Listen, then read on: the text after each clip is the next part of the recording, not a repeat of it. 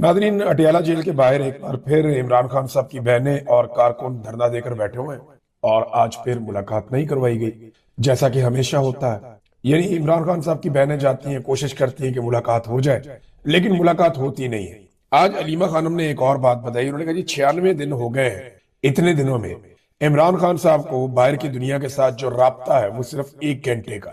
96 दिनों में सिर्फ 1 घंटे का राब्ता इमरान खान साहब का बैरूनी दुनिया से करवाया गया और अब तो काफी अरसा हो गया, लगभग 2.5 महीने होने वाले हैं, मुलाकात होने ही नहीं दी जा रही। एक मुलाकात करवाई गई थी बस इमरान खान की बहन की, वो भी काफी एहतजाज के बाद, जब सुहेल अफरीदी सारी रात वहां पे बैठा रहा अपने अरकान के साथ, लोगों के साथ, तो उसके बाद जो मंगल आया वो एक मुलाकात करवाई गई। लेकिन मुलाकातें इमरान खान साहब की बंद है, उनके लोग एहतजाज कर रहे हैं और इससे फर्क कोई नहीं पड़ता, क्योंकि एहतजाज जो है ना वो बड़ा खफीफ सा हो रहा है। यानी जिसे एहतजाज कहते हैं और जो पाकिस्तान तहरीक इंसाफ कर सकती है या उनकी क़यादत कर सकती है, वो उस नहज तक नहीं जा रहा। शायद अभी भी पाकिस्तान तहरीक इंसाफ के लोगों को या लीडरशिप को ये लगता है कि मौजूदा मिलिट्री एस्टेब्लिशमेंट इमरान खान के लिए या उनके लिए कोई रास्ता निकालेगी।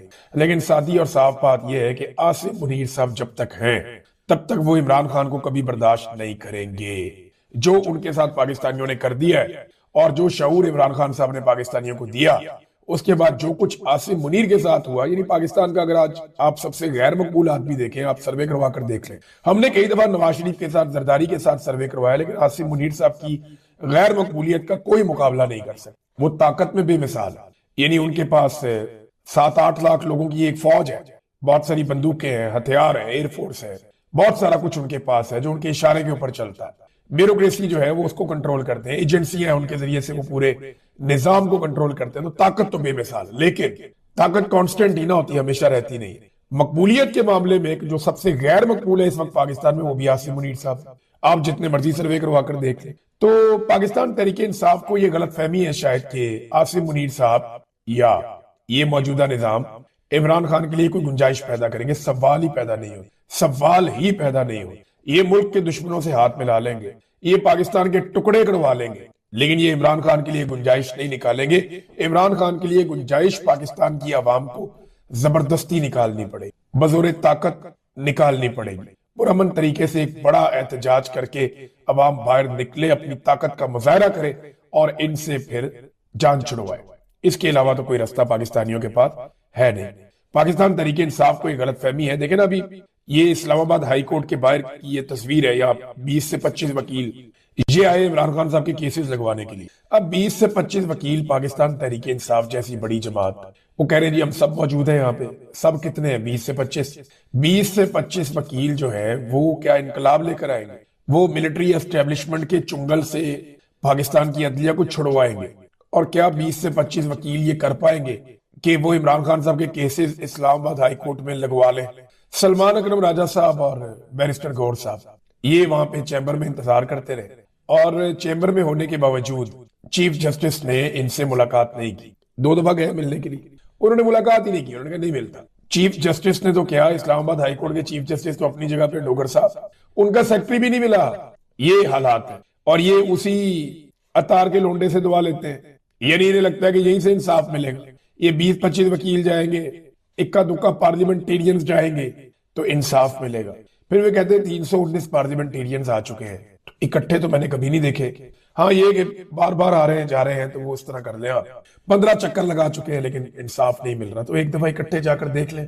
देखें, अगर इंसाफ लेना है ना तो ये ऐसे ना मुलाकात करेंगे ना इंसाफ देंगे। इंसाफ लेने के लिए ये जो 25 वकील है इनकी जगह पे 2500 वकील होने चाहिए। और पाकिस्तान तहरीक इंसाफ के लिए कोई बड़ा मसला नहीं होना चाहिए। सारे वकला रहनुमा है और वकील इमरान खान के साथ खड़े हैं। सिर्फ आपने मामला अपने हाथ में लेना है और एस्टेब्लिशमेंट की तरफ देखना छोड़ देना कि उनसे उम्मीद बिल्कुल खत्म कर दें। आप वो आपको कुछ भी नहीं देंगे, लिख कर ले लें, आप नहीं देंगे वो कुछ। आसिम मुनीर साहब हमेशा PMLN के साथ और जरदारियों के साथ खड़े होंगे, नवाज शरीफ और जरदारी ये वहीं खड़े होंगे। और दूसरी बात यह है कि इमरान खान से नफरत अब उनकी पहचान है, वो अपनी ये पहचान खत्म नहीं होने दी। लिहाजा ये 25 वकीलों की जगह 2500 वकील लेकर जाए, एक आधा पार्लियामेंटेरियन ले जाने की बजाय 300-350 सारे सेनेटर, MPs, MNAs लेकर जाए, जाकर बैठ जाए अदालत में। क्या होगा? एक दिन वो आपको घसीट के निकाल देंगे, दूसरे दिन फिर बैठ जाए, फिर आपको निकाल देंगे, फिर जाके बैठ जाए। آپ کو گرفتار کریں گے، بین الاقوامی خبریں بنیں گی۔ کیا ہو گیا؟ گرفتاری اتنے کارکن دیتے ہیں، بے شمار ایسے کارکن جنہیں عمران خان سے لالچ بھی کوئی نہیں، یعنی عمران خان سے نہ انہوں نے ایم این اے بننا ہے، نہ ایم پی اے بننا ہے، نہ سینیٹر بننا ہے، وہ بیچارے قربانیاں دے رہے ہیں، تو آپ کو تو اتنا کچھ ملا ہے، آ جائیں، آ کے بیٹھ جائیں۔ یہ انہیں کرنا پڑے گا، ادروائز انہیں کسی قسم کا کوئی انصاف ملنا نہیں ہے، یہ عدالت تو بالکل نہیں دے گی۔ ناظرین، جو جرنیلوں کی ضد ہے نا، وہ بڑی خوفناک چیز ہے، اس نے پاکستان کا بیڑا غرق کر دیا۔ جنرل ضیاء کی ضد، جنرل مشرف کی ضد، جنرل ایوب خان، یحییٰ خان، باجوہ، ابھی عاصم منیر، جرنیلوں کی ضد نے پاکستان کو بہت پیچھے دھکیل۔ ابھی ضد یہ ہے کہ ہمیں ہر حال میں جو ہے وہ ایک نہتی لڑکی کو اس کے شوہر سمیت گرفتار کرنا، ایمان مزاری کو اور ان کے شوہر ہادی علی چٹھا کو، بس ضد ہے اور کچھ بھی نہیں۔ وہ کرتے کیا ہے؟ وہ مظلوموں کے ساتھ کھڑے ہو جاتے ہیں، وہ جبری گمشدگیوں کے خلاف کھڑے ہو جاتے ہیں، وہ ہر ظلم اور زیادتی کے خلاف آواز اٹھاتے ہیں، وہ ریاست اور ریاستی اداروں کو آئین اور قانون کے دائرے میں رہنے کے لیے فورس کرتے ہیں، اور اس کے لیے وہ اپنی پرامن جدوجہد کرتے ہیں، قانونی جدوجہد کرتے ہیں۔ اب جی ان کو پکڑ دو، ان کو گرفتار کر لو، تاکہ آئندہ کوئی ایسا کرے نہ۔ آپ ایک ایمان مزاری کو گرفتار کریں گے نا، 1000 ایمان مزاری آپ کو اور مل جائیں گے، یہ آپ کے ساتھ ہوگا، آپ کر کے دیکھ لیں۔ اب ایمان مزاری صاحبہ کو گرفتار کرنی، اب یہ جو ضد ہے نا، یہ انسانی حقوق، سماج میں اخلاقیات اور انصاف کو دیمک کی طرح چاٹ رہی ہے، یہ ہمارے معاشرے کے ساتھ کر رہی ہے ہماری ملٹری اسٹیبلشمنٹ۔ اب ان کے اوپر ایک پچھلا مقدمہ نکال کر لے ہیں جی، جولائی کے مہینے کا، یہ دیکھیں، یہ مقدمہ لے کر آئے جولائی کے مہینے کا، اور اس مقدمے کے اندر عجیب و غریب چیزیں لکھی ہوئی۔ یعنی مقدمے میں ہے کہ ہادی علی چٹھا پستول سے پولیس والوں پہ فائرنگ کر رہا تھا، کسی کیمرے نے نہیں دیکھا، کوئی سیف سٹی کے کیمرے میں نہیں آیا، وہ تو بیچارے مظلوموں کے لیے احتجاج کرنے گئے تھے، انہوں نے کہیں سیدھی گولیاں مار رہا تھا پولیس افسران کو، ڈال دو پرچہ۔ اور ایمان مزاری میں ڈال دیا کہ اس کے ہاتھ میں ڈنڈا تھا اور یہ گاڑیاں توڑ رہی تھی۔ حد ہوتی ہے ناانصافی کی، بے ایمانی کی اور فراڈ کی۔ ایسی 2 نمبر ایف آئی آر کی ہے، اور پچھلی ڈیٹوں میں کی ہے کہ اس میں ہم نے جناب جولائی کے مہینے سے چھپائی ہوئی ہے ایف آئی آر، ہم نے اب ان میاں بیوی کو گرفتار کرنا ہے۔ تو وہ اپنے بیگ شیک ساتھ لے کر آئی، ان کی والدہ بھی آئی تھی آج کہ ٹھیک ہے گرفتار کرنا ہے تو کر لے، پھر اگر یہی ریاست کی ضد ہے گرفتار ہی کرنا ہے تو مارنگ بلوچ کو گرفتار کر کے انہوں نے کتنا چھوٹا کر دیا۔ مارنگ بلوچ نے بلاخر باہر تو آ جانا ہے، اب ایسا تو نہیں ہے کہ آپ عافیہ صدیقی کی طرح اس کو لمبا عرصہ اندر رکھ لیں گے، وہ ایک دن باہر تو آ جائے گی۔ تو جب مارنگ بلوچ باہر آ جائے گی تو پھر آپ دیکھیے گا پورا بلوچستان اس کے ساتھ کیسے اور کس طاقت کے ساتھ کھڑا ہوگا۔ بلوچستان میں لوگ آپ کی شکل بھی نہیں دیکھیں گے، مارنگ بلوچ کی بات سنیں گے۔ میری بات لکھ کے رکھ لیں آپ، یہ ایمان مزاری کو آپ اندر ڈالیں گے، گرفتار کریں گے، جب یہ باہر نکلے گی، اور یہ نکلے گی باہر، تو جب بھی یہ آزاد ہوگی تو پھر آپ دیکھیے گا کہ یہ آپ کو تگنی کا ناچ نچائے گی، اور یہ ہونا چاہیے انسانی حقوق کے لیے۔ یہ جو پامالیاں کی جا رہی ہیں ان کو بند ہونا چاہیے، یہ آوازیں مزید مضبوط ہونی چاہیے۔ یعنی پرانے مقدمے ایسے نکالتے ہیں، میں جیل میں تھا ایک دن، تو مجھے پتا چلا کہ 1.5 سال پہلے کا میرے اوپر ایک مقدمہ ہے، وہ آ گیا، اور مقدمہ کیا ہے؟ میں نے دہشت گردی کی ہے، مار کٹائی کی ہے، پولیس والوں کو بہت مارا ہے، رینجرز کو بھی مارا میں نے، حالانکہ میں وہاں پہ وہ میرا تعلق ہی کوئی نہیں ان چیزوں سے۔ اس وقت 1.5 سال پہلے کا ایک مقدمہ لا کے کھڑا کر دیا، جناب یہ دہشت گرد ہے۔ تو جیسے آج یہ مقدمہ کیا گیا ایمان مزاری پہ اور ہادی علی چٹھا پہ۔ اور ناظرین، پاکستان چل کیسے رہا ہے؟ یہ بڑی روٹین کی چیز ہوتی ہے کہ اپوزیشن لیڈر آ گیا سینٹ میں، اپوزیشن لیڈر آ گیا قومی اسمبلی میں، یہ قائد ایوان کا انتخاب ہوتا ہے، ساتھ ہی وہ بھی آ جاتے ہیں، ایک آدھے دن میں ہو جاتا ہے۔ 5 مہینے لگا دیے انہوں نے اس کام میں، اور 5 مہینے کے بعد چوڑے ہو کر کیا رہے ہیں؟ چوڑے ہو کے دکھا رہے ہیں کہ جناب بڑا جمہوری کام کر دیا ہے۔ احسان مانا جائے نواز شریف کا، احسان مانا جائے موجودہ نظام کا کہ دیکھیں جی اپوزیشن لیڈر لگا دیے گئے۔ کیوں جی؟ یہ تو پہلے دن لگنے چاہیے تھے، یہ جو 5 مہینے نہیں لگے ان کا حساب کون دے گا؟ ناظرین، وادی تیرا کے اندر جو آپریشن کے نام پہ ظلم کیا جا رہا ہے، لوگوں کو بے گھر کیا جا رہا ہے، لوگ نکل کر اپنے علاقے سے آ رہے ہیں، انہیں زبردستی ان کے علاقوں سے نکال کر دور دراز کے علاقوں میں بھیجا جا رہا ہے، اس کے اوپر اسد کیسر صاحب نے بھی بات کی، اور کچھ فیکٹس ہیں میں آپ کے سامنے رکھتا ہوں۔ اسد کیسر صاحب اسمبلی میں کھڑے ہو کر کہتے ہیں کہ سہیل افریدی مڈل کلاس سے تعلق رکھنے والا لڑکا ہے، آپ اس کو کبھی دہشت گرد اور کبھی اسمگلر بناتے ہیں، آپ کو شرم نہیں آتی؟ صوبائی حکومت سے انگیجمنٹ کے بجائے اس کے خلاف بیانیاں بناتے ہیں، اپنے ضمیر کو بھی تھوڑا دیکھو۔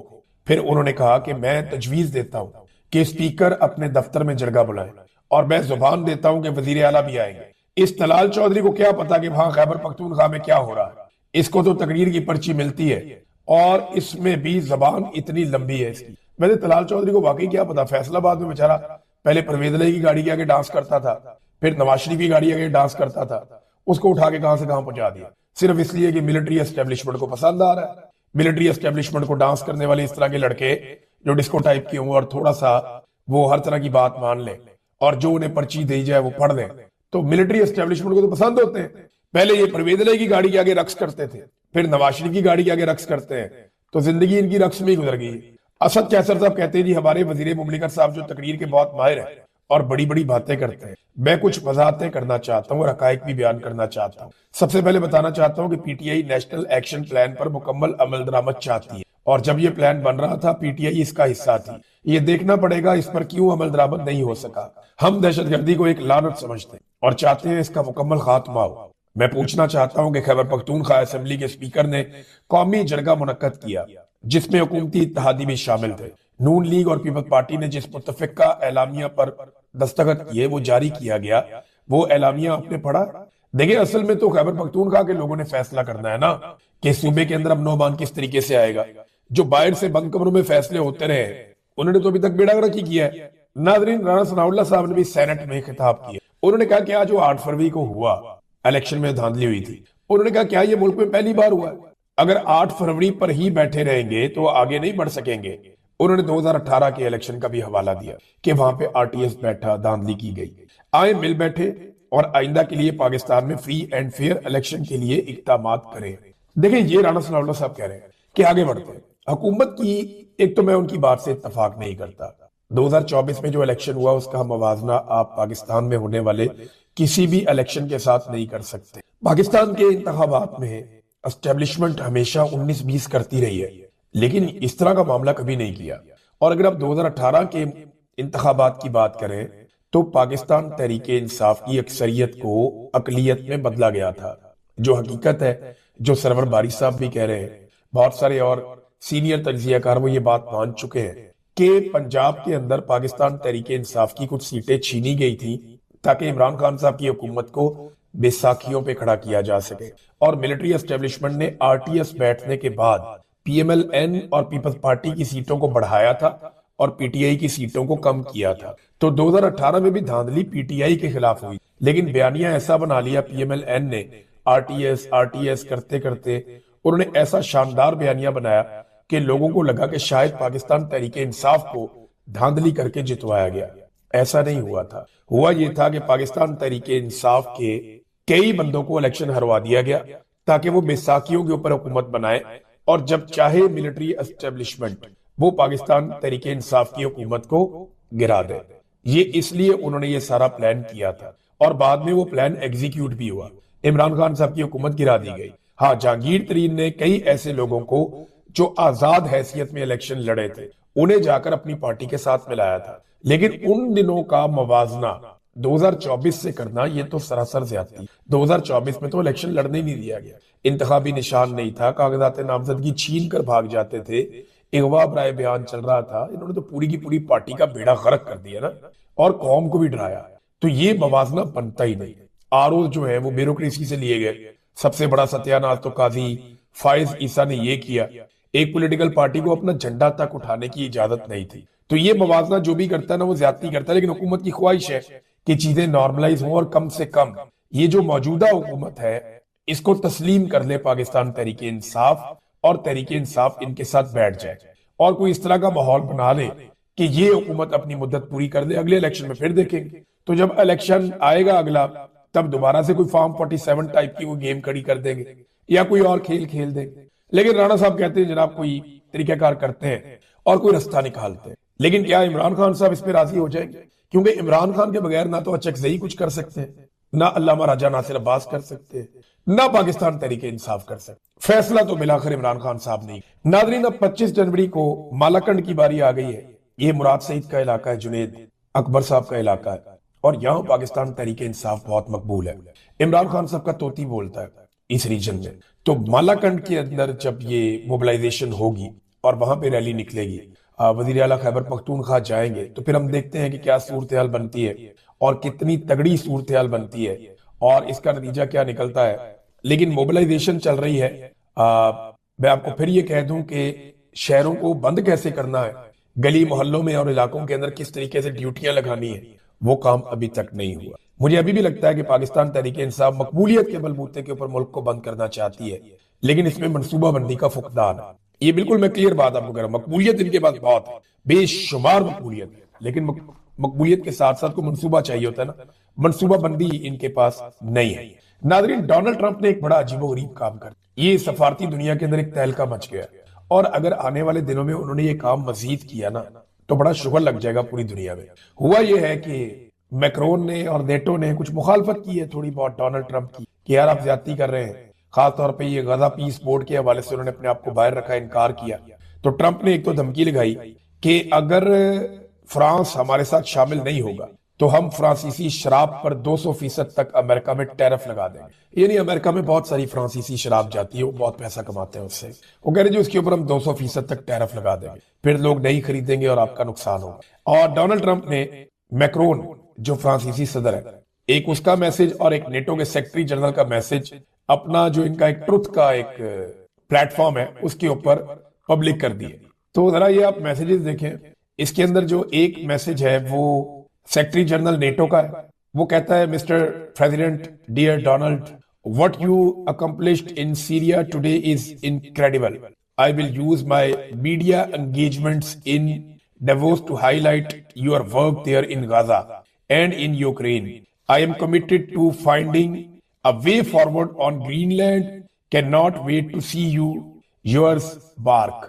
وہ یہ کہتا ہے جی کہ ٹرمپ صاحب کمال کام کر دیا آپ نے سیریا میں، شام کے اندر، اور جو غزہ میں آپ کرنے جا رہے ہیں میں اپنی میڈیا انگیجمنٹس جو ہے وہ ساری استعمال کروں گا اور آپ کے کام کو ہائی لائٹ کروں گا، غزہ کے اندر جو آپ نے کیا اور جو یوکرین میں کیا۔ لیکن میں یہ چاہتا ہوں کہ گرین لینڈ کے معاملے کے اوپر بھی ہماری ملاقات ہو، کوئی معاملہ ہم دیکھیں۔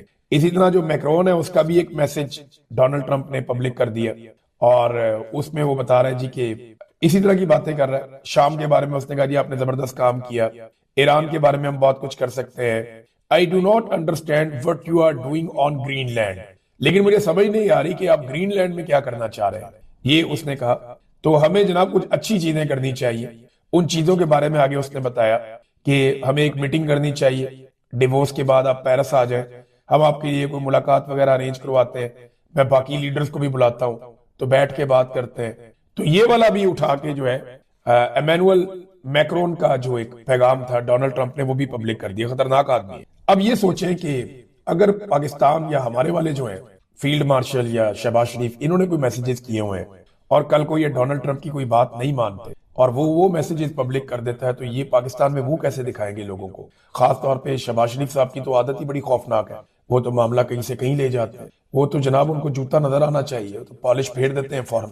تو شہباز شریف صاحب جو ہے نا وہ اب سوچیں کہ اگر ان کے میسیجز ہیں آڈیو یا ویڈیو یا کچھ بھی، ان میسیجز کے ساتھ ڈونلڈ ٹرمپ کیا کر سکتا ہے، تو انہیں ساری باتیں ماننی پڑیں گی۔ ویسے بھی انہوں نے مان ہی لینی ہے، ڈونلڈ ٹرمپ نے جو کہنا ہے انہوں نے اس زمینی خدا تسلیم کرتے ہوئے ڈونلڈ ٹرمپ کی ہر بات کو ماننا ہے۔ روس کے جو وزیر خارجہ ہیں، بڑے سینئر سیاستدان ہیں، انہوں نے ایک بڑی زبردست اور تشویشناک بات کی۔ انہوں نے کہا جی کہ اس وقت جو مغرب کا عالمی نظام قانون ہے وہ اب ختم ہو چکا ہے، وہ اب نہیں رہا، دنیا میں اب طاقتور کی حکمرانی ہے۔ یہ سٹیٹمنٹ جو ہے نا اس کے اندر ایک خوف، ایک تشویش اور اس کے ساتھ ایک عزم بھی ہے کہ اگر طاقتور کی حکمرانی ہوگی تو پھر طاقت کی دوڑ شروع ہو جائے گی، پھر چائنا اور رشیا یہ مل کر طاقتور ہونے کی کوشش کریں گے، پھر یورپ اپنی جگہ پہ طاقتور ہونے کی کوشش کرے گا، ہتھیاروں کی اور فوجوں کی ایک نئی دوڑ پوری دنیا کے اندر شروع ہو سکتی ہے۔ بدقسمتی سے دنیا جہاں پہ بھوک ہے، غربت ہے، افلاس ہے، پریشانیاں ہیں، مسائل ہیں، قدرتی آفات ہیں، اس دنیا میں اب اگر نئی جنگیں ہوتی ہیں اور ہتھیاروں کی نئی دوڑ شروع ہو جاتی ہے تو یہ دنیا کے لیے اچھا تو نہیں ہوگا۔